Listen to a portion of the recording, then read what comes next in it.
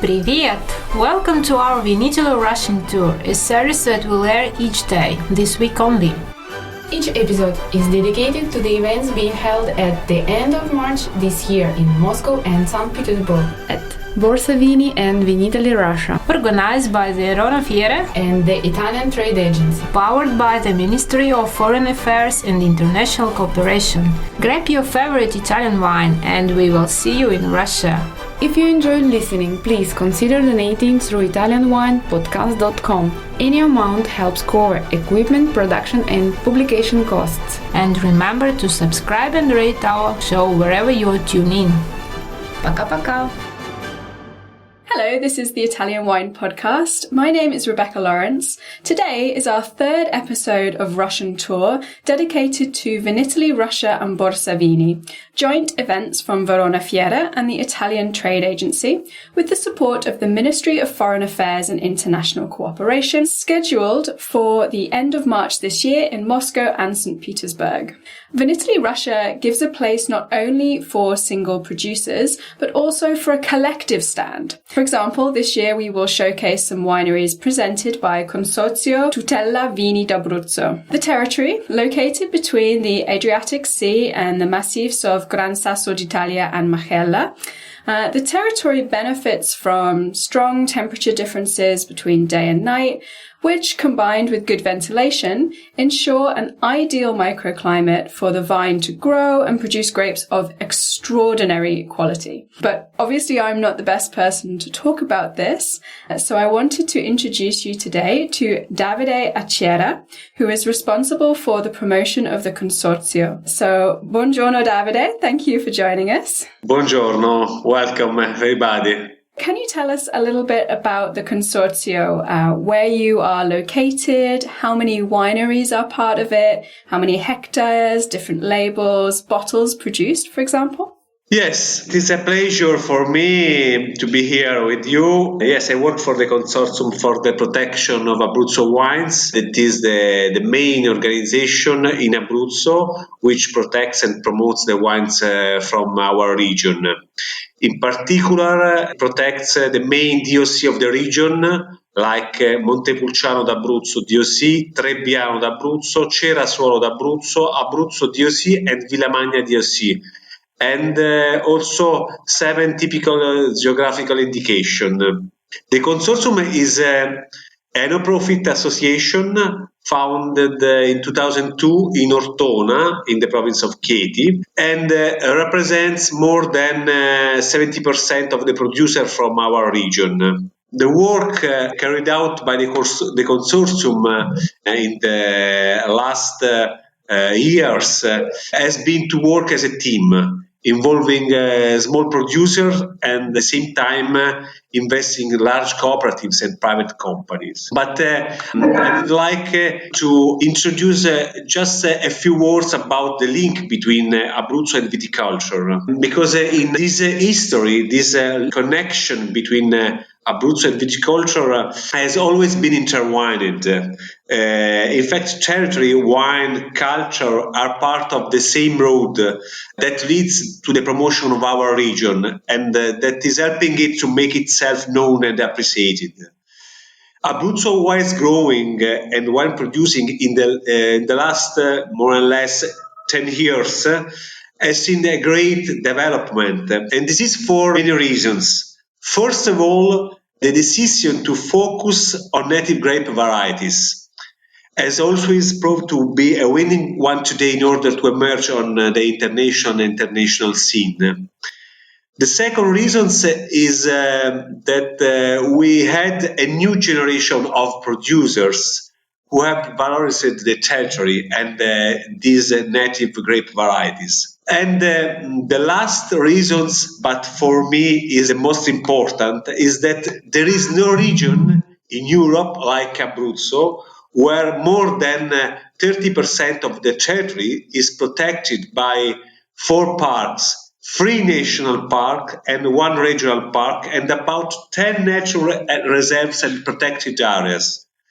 In fact, we are known as the green region of Europe for this.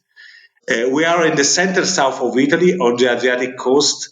We have, of course, the sea, but we have many lakes, waterfalls, big mountains, many rivers, ancient villages, wolves, bears, and incredible biodiversity.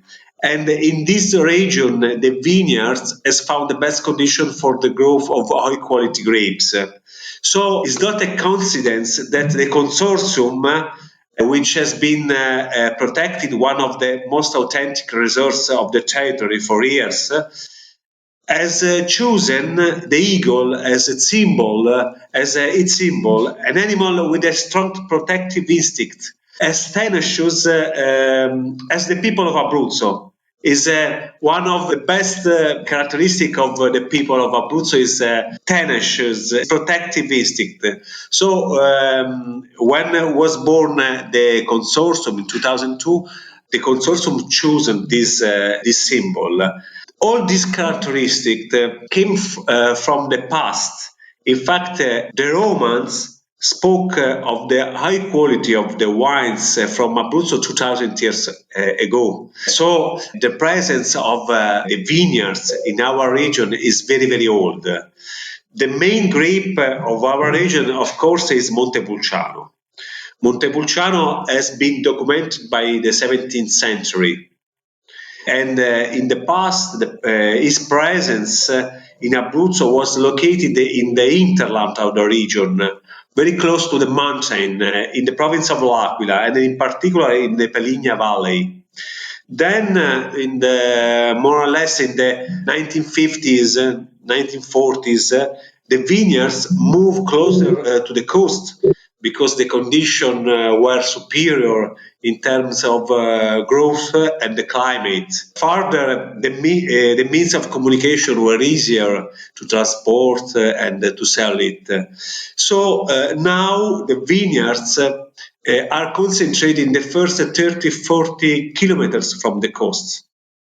And now in Abruzzo we have more or less 34,000 hectares of vineyards, 17,000 of which of Montepulciano grape, more or less 12,000 of Trebbiano grape, and the other 3,000 or 4,000 hectares are cultivated with Pecorino, Passerina, Cococciolo, and Montonico, that are several indigenous white grape of our region. Another important characteristic of my region is that the distance between the coast and the mountains, like Maiella and Gran Sasso, which has height 3,000 meters, is very, very close. In fact, our climate is quite mild on the Apennine side facing the Adriatic Sea, and more continental the hinterland. Can you imagine that you can go from the coast to the mountains by car in less than 40 minutes? So it's very, very, very close. In fact, Abruzzo is one of the few places, I think, in the world, I don't know, but of course in Europe, where you can ski while looking at the sea. It's something of very specially of our region. And this particularly generates a big range of the temperature between day and night, that with the good ventilation of the valley where normally grapes grow, create the best condition for the growth of high quality grape. In Abruzzo, we have the main DOC, like Montepulciano, Trebbiano, Cerasuolo, Abruzzo, are produced throughout the region. So we can produce, for example, Montepulciano grape from the south of the region to the north, from the east side to the west side, in front of the sea and very close to the mountain. In fact, we have vineyards more or less about 10 meters from the sea, from the level of the sea, and vineyards that are growing more or less about 700 meters upon the level of the sea. So it's very, very different. We have the same grape, but with different results, because it's different the kind of the soil of the several province. Is different the climate, is different the exposition of the sun.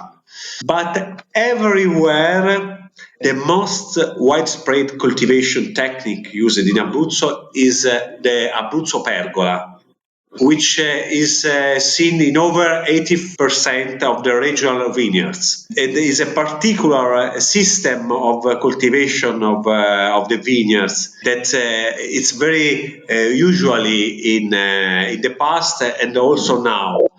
Of course, in the last 20 years, are growing the vineyards with the rows of the vineyards. But the most authentic is pergola, is the pergola from Abruzzo. The production, more than 80% of the production, is concentrated in the province of Chieti, the bigger province of our region, followed by the province of Pescara, Teramo, and L'Aquila with less than 100% of the production. Because in the hinterland we have many mountains, so it's not easy to produce wines. Today we have about 35 cooperatives and over more or less 250 wineries producing over 120 million bottles, of which about 100 million bottles of Montepulciano d'Abruzzo, followed by Trebbiano, Cerasuolo d'Abruzzo and Pecorino. The market for Abruzzo wines has grown internationally, and today our wines can be found everywhere, from the large distribution, for example, I don't know, in Germany, US, in every country where the large distribution is very popular. Canada, of course, and to the HoReCa channel. And in the last years also you can find our wines in the main online trading platform. I wanted to ask a little bit about, obviously, the conditions at the moment. It has not been a usual 18 months for wineries. What kind of work has the Consorzio been doing to support its members during COVID? How have you managed to adapt? What have you seen happening in the region to adapt to COVID?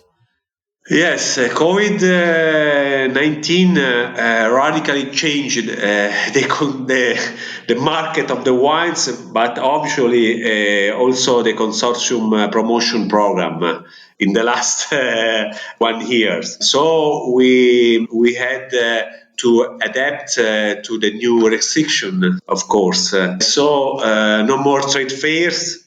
Normally, we are usually to organize the most important trade fair in Europe, like Vinitaly, of course, ProWine, and the other. So we have launched promotion campaign for e-commerce, because many wineries from our region started to open their e-commerce corner. So we have planned some promotion campaign to support their e-commerce. We had organized also several virtual tasting. Until yesterday, more or less every week, we had a virtual tasting with importer, with journalist, with sommelier from everywhere, particularly from the north of America, so US and Canada. And in the last 3 months, more in the Asian market, so China, where the market are opening before, so China, Japan, Korea, the country of the Southern Asia. We had organized also online B2B and promotional activities in national, international media. So this is what had organized in the last 1 year, more or less.